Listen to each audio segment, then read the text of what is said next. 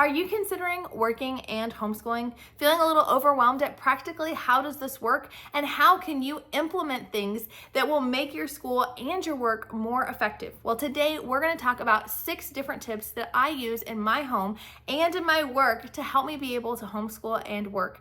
And these tips should help you regardless of what kind of job you have, whether it's an at-home job or a work outside of the home, whether it's the aspect of a fixed hours or maybe just general tasks with more flexibility.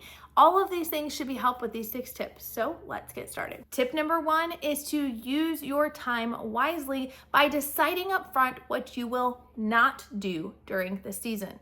Now, this might sound like a cliche or even something that sounds a little insane to you, but I would recommend you realize just what we tell our kids, that when we choose to do one thing, we are choosing not to do something else. We are all given the same 24 hours in a day, same 7 days a week, and we have to figure out how to use that time well and prioritize the things that are most important to us. So the way I do this is I sit down and I make a list with my spouse, either sitting down in one moment or even just keeping a running list on my phone of different routines, rhythms, or tasks that I personally complete each and every day or maybe each week. This takes some time to do, and I understand that, so you don't have to commit all at once, but I would encourage you to kind of write down those things and look at what are the things you are doing that you don't need to be doing in this season. One of the things that I was doing last year that I had to say goodbye to was running our church's co-op.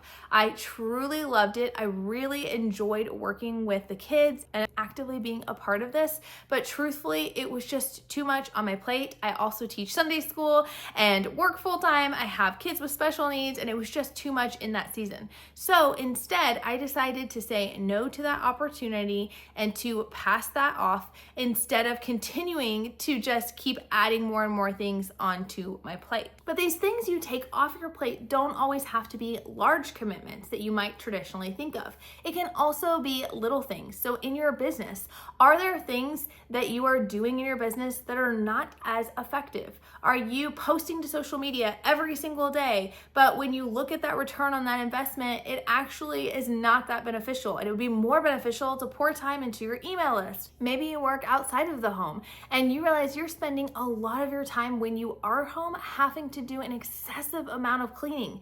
Maybe the opportunity is actually to get rid of some of the stuff in your home so that it's easier to take care of. Taking the opportunity to stop and think about what do I not need to be doing in this season will help set you up for success. The second tip is to delegate. Now that you've made that list of everything that you typically do and you've decided what you are no longer going to do, let's look and see what can we offload? What can we help kind of get off of your plate so that you can do what you're doing better. Now, this again can look vastly different for each family and situation. One change that we made more recently is getting my kids more involved in the kitchen and getting them to take some ownership over meals. So I have 3 high schoolers, and each of those 3 high schoolers takes 1 meal a week. So that means there's 4 meals left for me to handle. But we take Fridays and do those as pizza nights. And so that's a really easy, simple thing that we can do. And then we take Sunday nights where Dad cooks and he does a big breakfast buffet so that we can not only eat breakfast for dinner, but then we can have the leftovers for breakfast throughout the week. This is something I'm able to delegate so that now I'm only thinking about 2 meals a week that I have to pick out and prep for.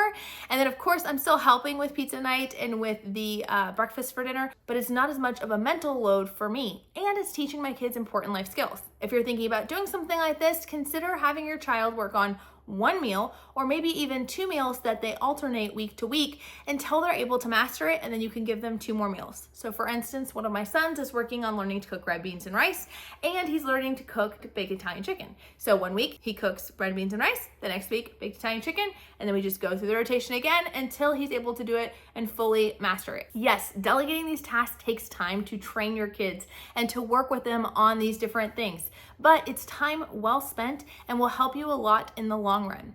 But it's not just in cooking or maybe in cleaning that you can delegate. It's also within your homeschool. For my homeschool, I sit down and again, I think about what is it that is important to me to be the primary teacher in, and What am I okay delegating in?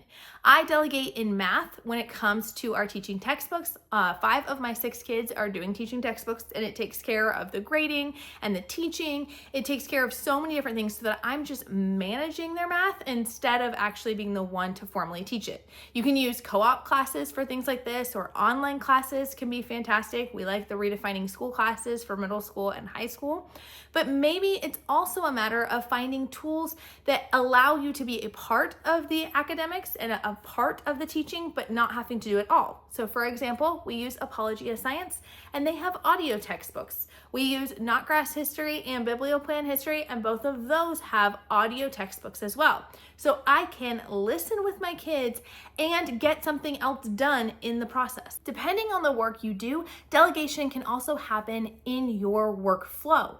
This might be delegating to another person, maybe getting a virtual assistant or getting some help in different areas in your work. But more often than not, that's not possible. And so we can find different tools and resources to help lighten our load. Maybe it's a specific app or a specific program that is worth investing in to help things run smoother. Tip number 3 is, now that we've figured out what we are not going to do and we figured out what we can delegate, we have a really good list of things that we need to figure out where those things are going to fit in. So we're going to find and create focused pockets of time where we're not going to multitask. This is our tendency as moms. We do a lot of multitasking all the time. And the truth is, there are seasons and situations where multitasking is absolutely necessary. Oftentimes, we have to carry a crying child or a baby and trying to soothe them while we're also making dinner, and someone else is reading off their spelling list to us. It happens. It's okay. There's no way to kind of just shut down everything all the time. But we can find focused pockets of time in our day to focus on work. Again, this matters a little bit depending on whether you're in or out of the home or whether you have a flexible schedule or not, but it's the same kind of principle. Just like you would have a work day if you worked outside of the home, we need to have work hours within our home. Now, this for our family fluctuates significantly. So in some seasons, that pocket of time has been one big pocket of time each day, like in the mornings before my kids wake up. Other seasons, it's been broken up into small pockets. So maybe it's, an hour in the morning, an hour after school, and then an hour after they go to bed. Other seasons, I've had to work more, and so that just looks different. Currently, right now, I am doing the majority of my work in the evenings because my husband works full-time and is in school part-time, and most of his classes are evening classes. And then my teens are also working a lot of evenings. So we're not spending a lot of family time in the evenings. We do that more so in the afternoons. So then that means that I can take that work time while they're gone and be able to focus more heavily and do like a 4-hour, 5-hour stretch every evening. Doesn't mean that I get no other work tasks done during the day. It just means that I'm going to block off those focus times for myself to get the majority of my work done. And then I can take pockets here or there when needed. But during that focus time, we're not gonna multitask. The same is true for our school day. I have 6 kids. I have kids ranging from elementary all the way up to high school. My high schoolers are doing school for a longer stretch of time. That's just the way it works. But that doesn't mean I'm doing school during that longer stretch of time. I try as much as possible to block off from about 8 a.m. to 12 p.m. and try not to schedule extra appointments or schedule extra tasks. I try to ignore my phone as much as possible and to really give my full focused attention on school. So I try to get in that small pocket of time of fully focused on school and a small pocket of time fully focused on work.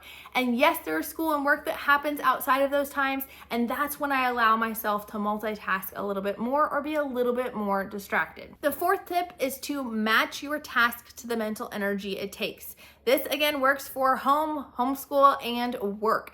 And what I mean by that is there are some tasks that we can do more automatically. They're kind of set on autopilot in our brain and require a lot less mental energy. And then other tasks that require as much energy as we can muster in that moment. So thinking through the different tasks and what they take from you can be really helpful when it comes to when to schedule that in your day or week. An example of this in your homeschool might be that for teaching your child how to read, it takes more mental energy for them and for you as the teacher.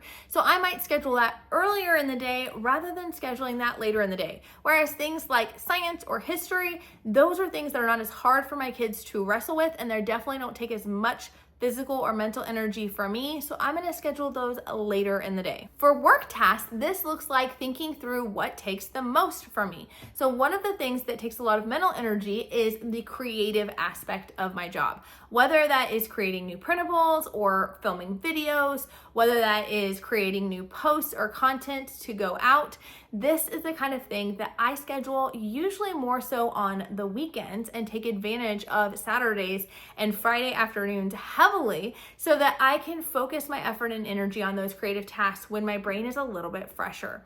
Whereas in those evening blocks of time that I've created throughout the week, I will do more things like editing or scheduling posts. Maybe I'll do some creative aspect. I can't save all of it for the weekend, but the things that take the most energy, I'm going to give those to days when I'm a little bit fresher and I can work without having to think through all the other things that I have going on my plate. Number 5 is to have a good task management system. Now for you, this might be something on paper in a planner, it might be something digital, or for some, it might be a combination of both. So for my home tasks, I keep those in my Plan Prep Pray planner. And so that kind of helps me to keep track of the things that I need to make sure that I get done for each day and each week. And I have a video of how I do that planning down in the description below that you can see a little bit more about.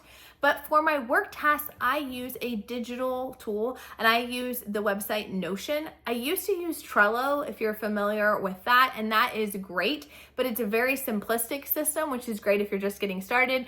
I needed something that was a little more advanced. I needed a place that I could go brain dump information as it comes to me through those pockets of time where I'm allowed to multitask. I will go into that app on my phone and I can brain dump the information that I need into the different categories that I have.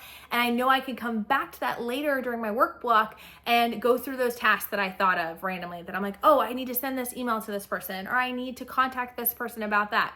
I can make a checklist for myself in there, and then during my work tasks, I can actually start tackling those things. This really helps keep me organized. I have sort of what do I have coming up this week that I need to do, and then specifically what needs to get done either today or tomorrow, and those tasks are organized well. When it comes to the creative content that I work on, I have different tabs for the different types of content, and I always have like brainstorming ideas, things I'm working on, things that are in the editing process, things that are published, and so on and so forth. This kind of helps me keep organized. It's not about using my system. It's about finding a system for you that helps you keep track of those tasks and allows you, when you're in either moment, if you're at work and you're physically at work and you think of something at home you need to get done, can you just jot it down on your phone in Google Tasks or write it on a note on your phone so that when you get home and you're working on home tasks, you can look at those notes. The 6th thing is that you're going to constantly reevaluate all of these different things. You're going to look at each of those things that you're doing. And I would recommend setting up natural checkpoints. Yes, once a year is wise, but honestly, once every 6 weeks or even every semester to do a just quick little check-in can be extra helpful. Ask yourself, why am I doing the thing I'm doing? Again, whether it's in your work, whether it's in your homeschool, or whether it's in your home, and ask, why am I doing this? And if I should be continuing to do this. This is something that's really helpful for me in homeschooling when it comes to extra opportunities. There are so many amazing curriculums out there, so many great things. There's nature studies and arts and music and all sorts of fun things that you might want to do in your home.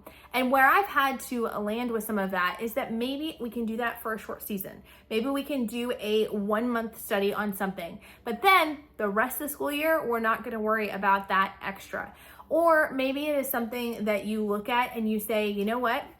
It's really important that I teach my kids cooking, let's say. But I really don't have time in my schedule to fit that in on a weekly basis. So just once a month, we're gonna put it on our calendar that we're gonna do a little like mini workshop on a recipe or go through a curriculum once a month. It's okay to get creative and think outside of the box when it comes to these things. We're used to a traditional school schedule. We're used to Monday through Friday from this time to this time, but you can work in the evenings on school things, or you can work on the weekends. These are all things that the flexibility of homeschooling allows us. So take advantage of those things and constantly reevaluate. If I'm feeling like this thing isn't working, is it because it's not supposed to be there? Is it because I'm supposed to delegate it? Or is it just that I need to think outside of the box on a different way that we can approach this thing? If you're a working homeschooling mom, I would love to hear down in the comments, what is your top tip or top tips that you love to utilize? And if you want to see a little bit more about how we do our planning, you can check out this video here. Or if you want to hear from a few other moms who share about their top tips for homeschooling and working, check out this video here.